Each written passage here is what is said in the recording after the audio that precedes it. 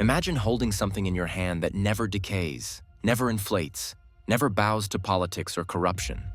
For thousands of years, humanity has searched for a true store of value, something that could carry our labor, our effort, our time, safely into the future. That quest has taken us from seashells to silver, from gold to government paper, and now to digital code. Before Bitcoin, every civilization thought it had found its answer. But history has a way of humbling our certainties. Let's start with the rise and fall of fiat currencies and the hard lessons they've left behind. 2,000 years ago, Rome stood as the center of the world. Its coin, the denarius, was once nearly pure silver, a symbol of trust and empire. But over centuries, emperors discovered an easy way to fund wars and monuments. They diluted the coins. Less silver, more promises. The denarius lost its value, prices soared, and confidence crumbled. What followed was not just inflation, but the slow erosion of a great civilization's financial foundation. Jump forward to the 1970s, when the US abandoned the gold standard. Overnight, money became untethered from tangible value. Inflation surged, savings lost power, and an era of economic instability began. Or look at 1990s Argentina, where hyperinflation devoured wages and wiped out life savings. Across time and borders, the pattern repeats. And today, while our currencies look modern and digital, they carry the same ancient flaw: infinite supply. Central banks can print as much as they want, whenever they want. Your savings, your paycheck, your retirement, all melt quietly under the heat of inflation. Enter Bitcoin, a system born from distrust of that very flaw. Unlike every fiat currency before it, Bitcoin has a hard-coded limit: 21 million coins. No government can print more. No ruler can debase it. No central authority can alter the rules. That simple fact, scarcity, is the foundation of its strength. Think of it this way. Imagine if gold had an exact, transparent supply, verifiable by anyone, anywhere. Imagine if it could be divided infinitely, transferred instantly, and stored securely without vaults or borders. That's Bitcoin. It's digital gold, refined for the modern age. Where fiat currency expands endlessly, Bitcoin's supply is fixed forever. Each halving event, roughly every 4 years, reduces the rate at which new coins are created, mimicking the diminishing yield of mining gold from the earth. Over time, Bitcoin becomes harder to produce, scarcer, and more valuable to those who understand it. If gold was nature's store of value, Bitcoin is mathematics' version: immutable, predictable, and incorruptible. But beyond numbers and scarcity lies a deeper truth. Bitcoin is discipline, encoded. Let's use a different analogy: health. Inflation is like living off sugar: instant gratification, temporary energy, and long-term damage. It feels easy, until the crash. Governments print money because it's painless in the short term. They trade real savings for artificial stability. Bitcoin, on the other hand, is like exercising consistently. It's hard at first. It requires patience and faith in future rewards. But just like good health compounds over time, so does sound money. Saving in Bitcoin is the financial equivalent of eating clean and training regularly. Painful discipline that builds long-term strength. You don't see results immediately. You don't get a dopamine rush every time the price dips or spikes. But over years, over decades, the effects compound.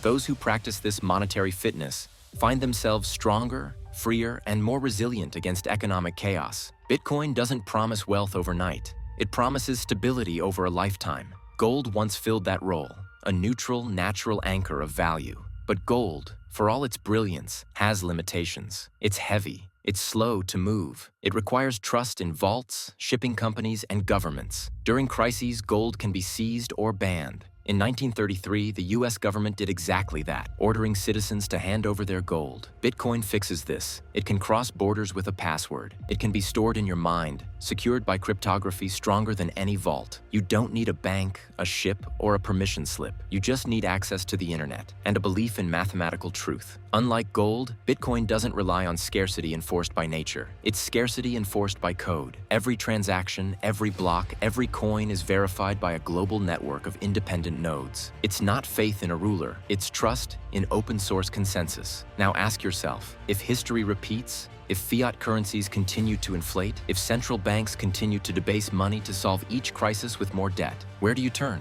Throughout history, wealth preservation has been the difference between survival and collapse. Empires rise on sound money and fall when they abandon it. The Roman denarius, the French assignat, the German mark, the Argentine peso, the Turkish lira, each followed the same arc. From trust to manipulation to decay, Bitcoin stands apart because it's immune to human greed. Its rules don't change to serve political agendas. It doesn't care about elections or borders. It exists as pure economic truth, available to anyone who seeks refuge from inflation and uncertainty.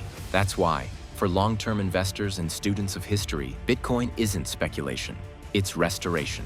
It brings back the principle that money should store value across time, not erode with it. Some argue Bitcoin is volatile, and yes, in the short term, it is. But volatility is the price of adoption, not the symptom of failure. Every revolutionary technology, from the printing press to the internet, experienced turbulence before stability. Zoom out, and you'll see the pattern. While fiat currencies lose purchasing power year after year, Bitcoin's trajectory is the opposite. Limited supply, growing demand, and mathematical trust create an upward spiral of long-term value. It's not a get-rich-quick asset, it's a stay-rich long-term one. As technology evolves, so does our concept of safety. In a digital world, the ultimate store of value isn't buried underground. It's secured in cyberspace, protected by computation, and accessible 24/7. The old question was, who do you trust to protect your money? A government? A bank? A vault? The new question is, why trust anyone at all when you can trust math? Bitcoin doesn't ask for permission. It doesn't discriminate between rich and poor, east or west. It's global, neutral, and incorruptible. When you hold Bitcoin, you hold a piece of the world's first truly decentralized monetary network, one that doesn't answer to kings, corporations, or committees. And maybe that's why, for many, it feels not just like an investment, but a form of freedom. So, as you think about your savings, your time, your effort, ask yourself, do you want to store it in something infinite or something finite? Do you want to rely on promises or on proof? Because in a world where every currency eventually returns to its intrinsic value of zero, Bitcoin stands alone as the exception. Is Bitcoin the new gold? Maybe not. It's something far greater, the evolution of value itself. If gold was the foundation of old empires, Bitcoin is the foundation of the digital age. Immutable, transparent, borderless. And while history is filled with failed experiments in trust, this time, the trust is in code. Bitcoin doesn't just protect wealth, it redefines it. If you believe that money should work for the people, not against them, if you believe that your savings should be yours, not slowly diluted by inflation, then maybe it's time to stop asking if Bitcoin will last and start asking, can anything else compete? Because history has shown us what happens when money loses meaning. And Bitcoin, quietly and steadily, is showing us what happens when it finally finds it again.